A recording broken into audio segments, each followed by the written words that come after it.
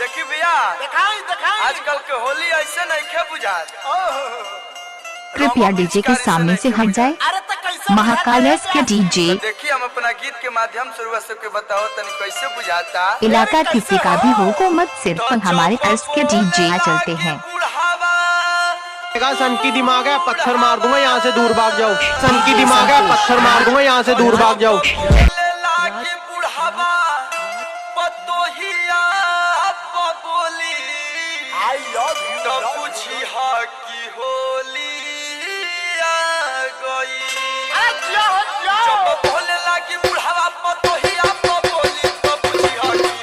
Mahakal S के DJ, Mahakal S के DJ Rajbhar Bhojpur.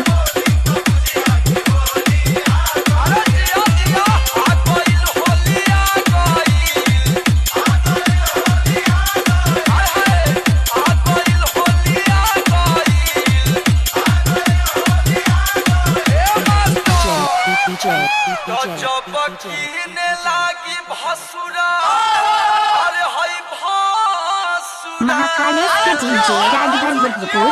तो जब कीने लागी भसुरा अरे हई भवहिया हक चोली। जब कीने लागी भसुरा भवहिया के चोली तो बुझिया की होलिया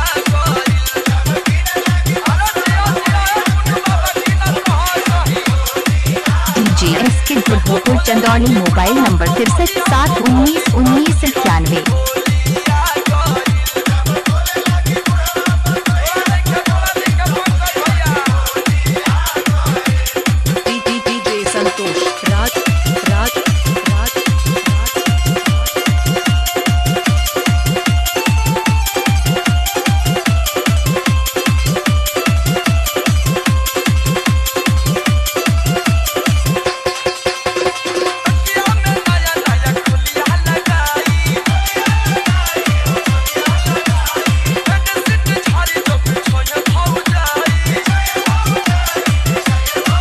महाकाल एस के डीजे।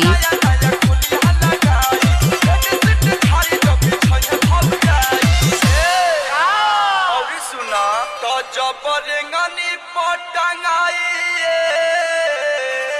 भाई जी तो जब रेंगनी पटंगाई। कृपया डीजे के सामने से हट जाए।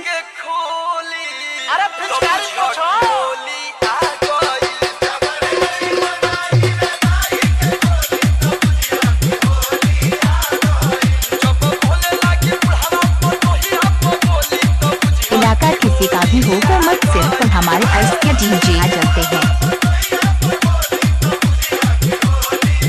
डीजे संतोष राज राज राज।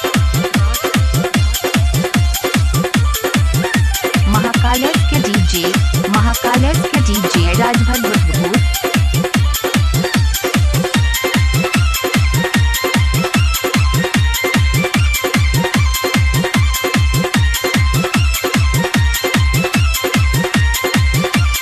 डीजे एस के Bhojpur Chandauli. Mobile number 6371919191।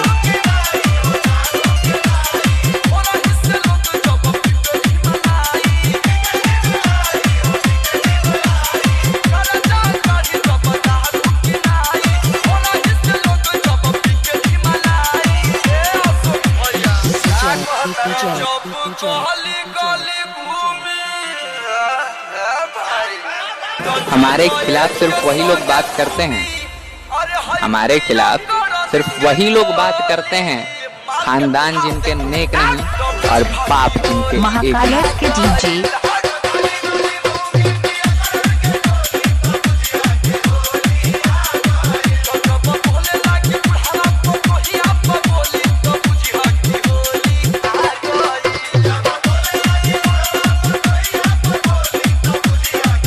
DJ S के भोजपुर चंदौली। Mobile number 6371919191।